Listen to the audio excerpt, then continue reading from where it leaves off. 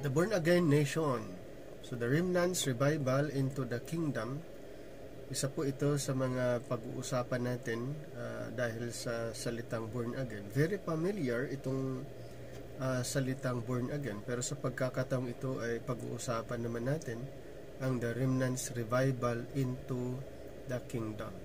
Kaya ang born again na pag-uusapan natin ay patungkol naman ito sa mga remnants o remnant Israel na sila ay magkaroon ng revival, so revival into the kingdom. Ang mga Gentiles ay hindi po kasama sa pag-uusapan natin na sila ay ma-born again, dahil dito po sa pag-uusapan natin ay tumutukoy lamang sa Israel na sila ay magkaroon ng revival into the kingdom. In John chapter 3 verse 7, "Marvel not that I said unto thee, ye must be born again." Ye must be born again. So ito naman ay patungkol sa remnant. Minsan kasi ang verse na ito ay na-misuse, ginagamit din sa mga Gentiles sa panahon natin ngayon, na tayo daw ang ma-born again ayon sa verse na ito. So pag gagamitin natin ang verse na ito tapos sabihin natin na tayo, magiging out of the context po tayo. Dahil nga, ang context ay hindi pinag-uusapan ang mga Gentiles na ma-born again. Ang Gentiles po walang record na ma-born again. Ang ma-born again lang po ay ang Israel. Dahil sila ay mayroon silang first birth, and then kailangan nila ang second birth o magkaroon ng revival sa kingdom.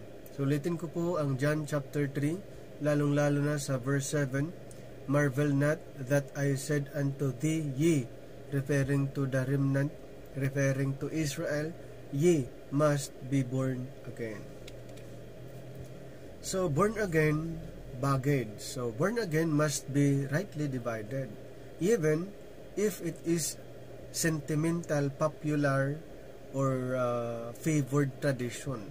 So kailangan po natin ang right division po dito. Kasi nga, pag hindi natin gamitin ang method sa right division, yun ang tendency ay inaangkin natin yung context na hindi para sa atin. So born again must be rightly divided. So where is it found? So in scripture, about the remnant of Israel, thus a remnant issue. So born again ay actually na-mention 3 times sa John chapter 3. Kung basahin po natin sa John chapter 3 verse 3, Jesus answered and said unto him, "Verily, verily, I say unto thee, except a man be born again, he cannot see the kingdom of God." And then sa verse 7, "Marvel not that I said unto thee, ye must be born again." At ganun din na mention sa 1 Peter chapter 1 verse 23, "Being born again not of corruptible seed, but on incorruptible, by the word of God, which liveth and abideth forever."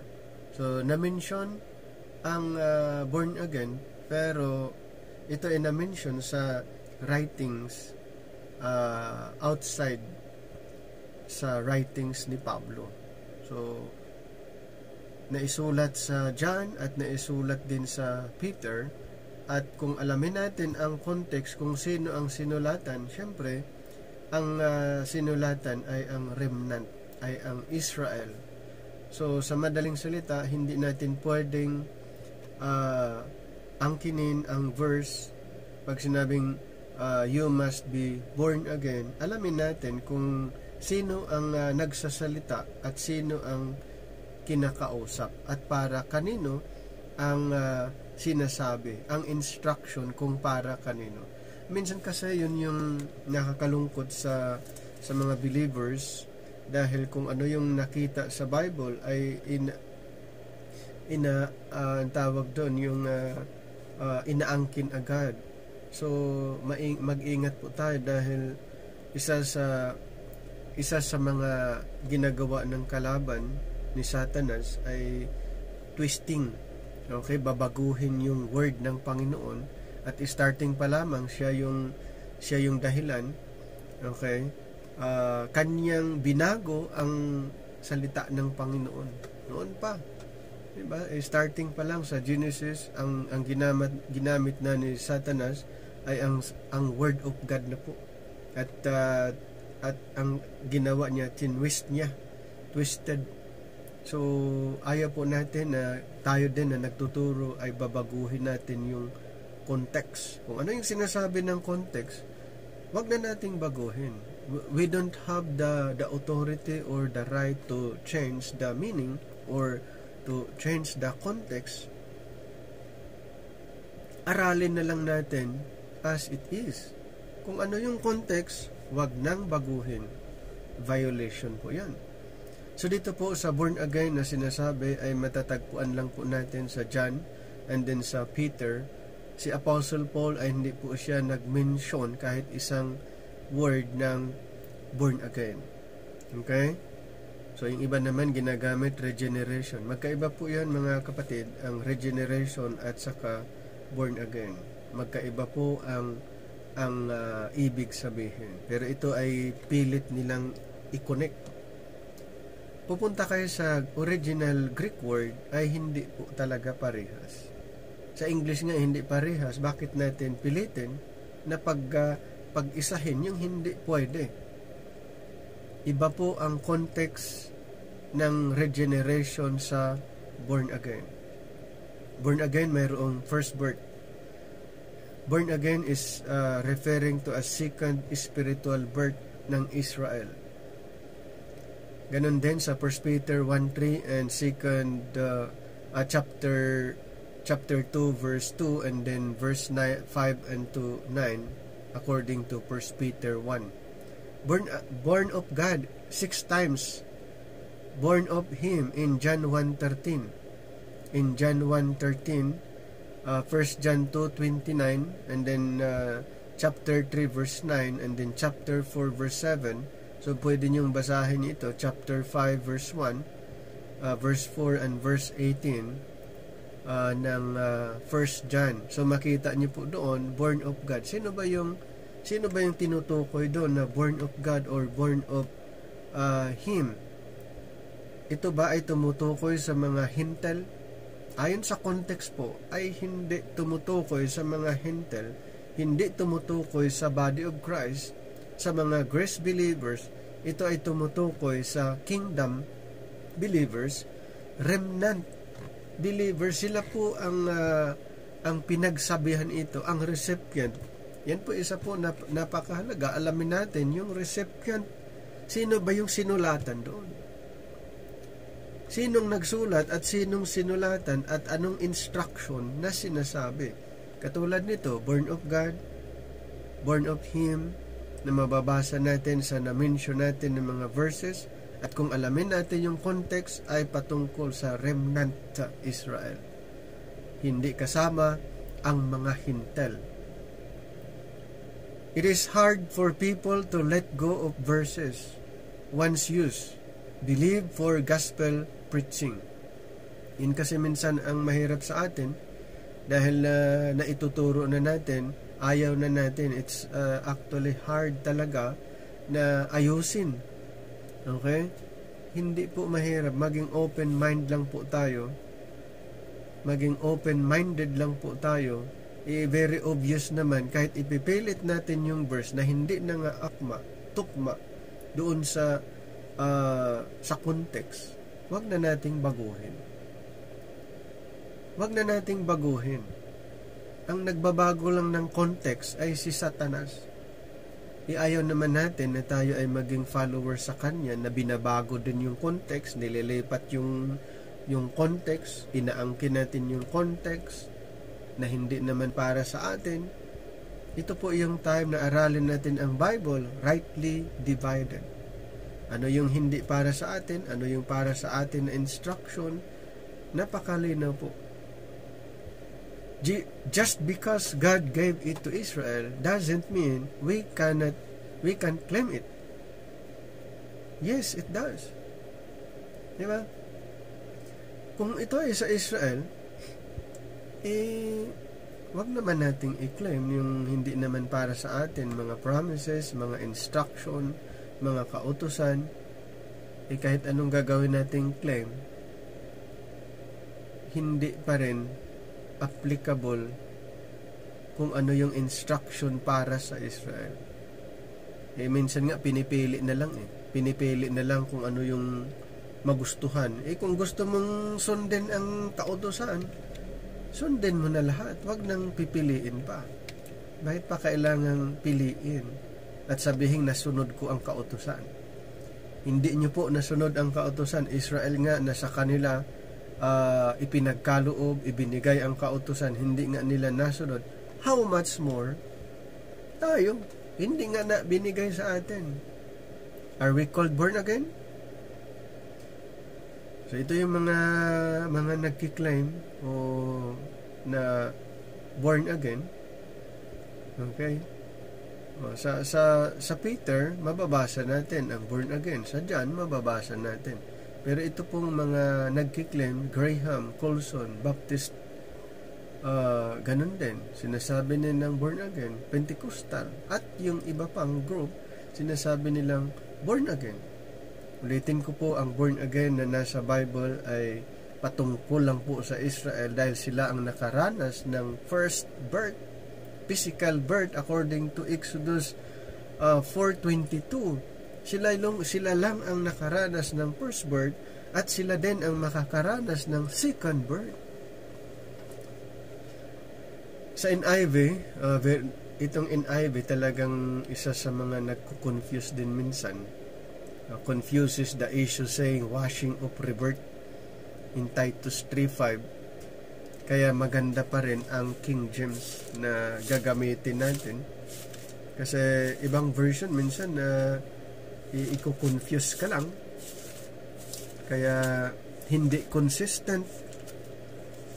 Dito po sa Titus 3:5, na not by works of righteousness which we have done, but according to His mercy, He saved us by the washing of regeneration and renewing of the Holy Ghost. So ito po ay ginagawa naman ng iba, born again daw. So pwede niyong aralin ang original word, original meaning, ang regeneration and the born again. Okay, ang born again, yun po ay second birth ng Israel.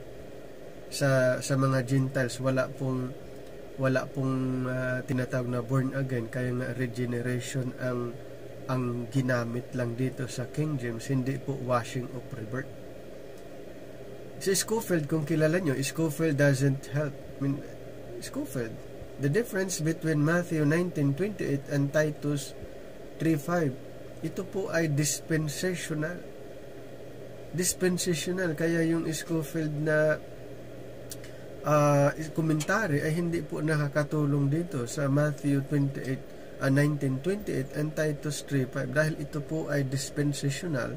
Kung aralin niyo po yung kanyang komentary ay pinagsama po niya ito. Ulitin ko po, study the Bible, rightly divided. Dispensational study dapat. Ano bang dispensation ang Matthew 19:28 at anong dispensation ang Titus 3:5? Huwag niyo pong pagsamahin. Paul does not call us born again. Wala tayong mabasa na tayo ay tinatawag na born again, the body of Christ. Hindi po tinatawag na born again. Basahin natin ang Galatians 4 verse 29. But as then he that was born after the flesh persecuted him that was born after the Spirit, even so it is now. And then sa Romans chapter 8 verse 9 to 10, chapter 8 9 to 10, But ye are not in the flesh, but in the Spirit, if so be that the Spirit of God dwell in you. Now, if any man have not the Spirit of Christ, he is none of his. Verse 10, and if Christ be in you, the body is dead because of sin, but the Spirit is life because of righteousness. So napakalinaw po, ganun din sa verse 29. Verse 29, for whom he did foreknow, he also did predestinate to be conformed to the image of his Son, that he might be the firstborn among many brethren. 1 Corinthians 15:8. So Paul does not call us born again. All things made new is different than all things pass away. So iba din po yun. Yung sinasabi sa 2 Corinthians 5:17, therefore if any man be in Christ, he is a new creature, all things are passed away, behold, all things are become new. Ito po ay iba, yung all things made new is different than old things pass away.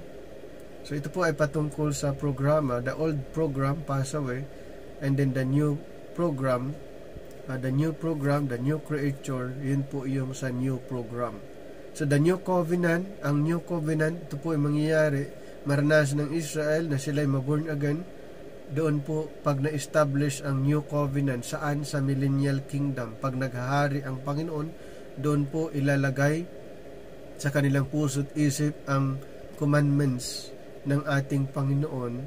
Yan po yung new covenant sa kanila, at tatawagin silang born again, second birth, spiritual Israel. Dan mangyayari po doon is not the same as the new creature. Born again ay hindi parehas sa new creature. Kailangan po maging clear sa atin yan.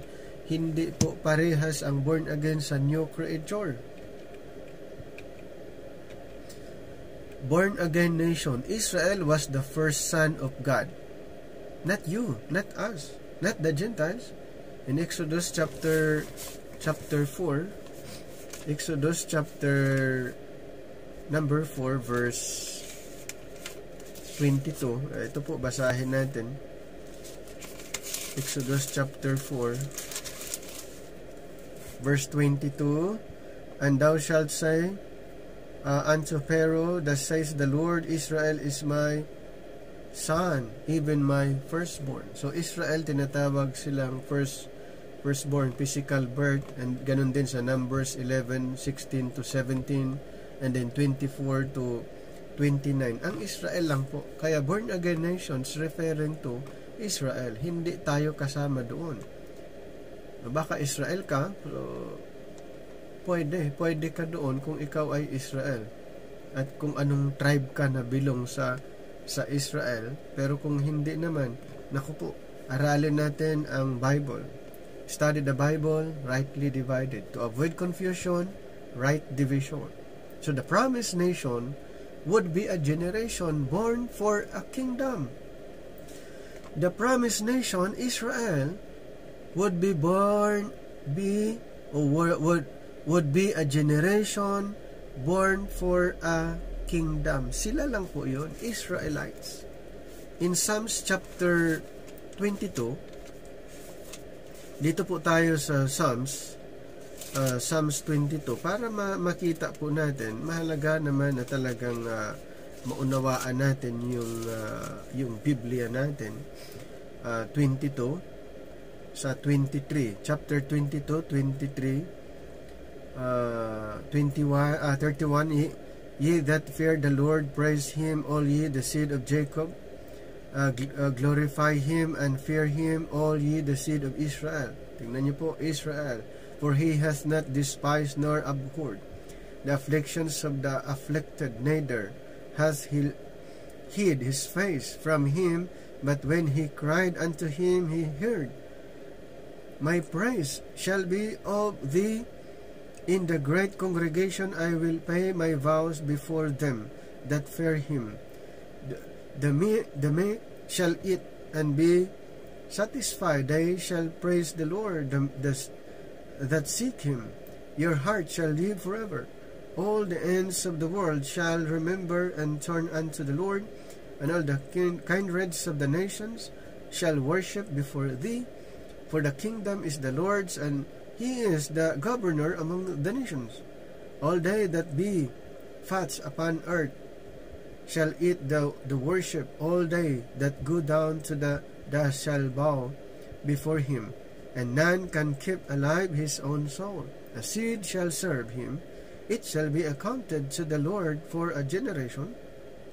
They shall come and shall declare his righteousness unto a people that shall be born, that he hath done this. Pansinin po natin na napakalinaw po. Israel was the firstborn son of God, that the promised nation would be a generation born for a kingdom. So, referring to the Israelites, so Israel required the Spirit to enter the kingdom. So, sila lang po yung ni-required. Israel required the Spirit to enter the kingdom. Kaya nga, sa Acts 2 pa lang, doon fulfillment sa ipinangako ng Panginoon. So, nakatanggap ng Espiritu during Acts 2, yun nga, ang mga kingdom believers, dahil ito ay requirements na sila ay makakapasok sa kingdom.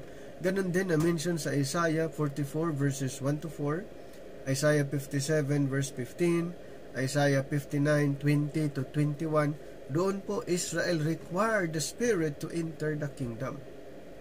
Then the remnant called to a kingdom as a nation reborn. In Isaiah 66, sino sila? Israel. Isaiah 66, 7 to 9, and 2 Peter 1, 10 to 11. Sila lang po yun, the remnant called to a kingdom as nation revived or reborn or born again. Sino? Israel. Their first birth. Kailan yung first birth nila? Yung physical Israel. Yun po yung kanilang first birth, physical Israel. Ang second birth nila, spiritual Israel. Kailan? Sa kingdom na po mangyayari. Yung second birth ng Israel or spiritual birth, or tawagin silang born again, doon na po. Hindi po born again ang church, the body of Christ. Apostle Paul never mentioned born again.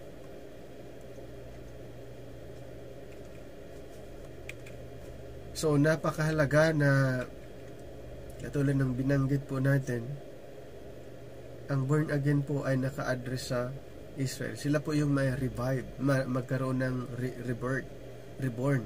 Israel revived, return or restored, reform.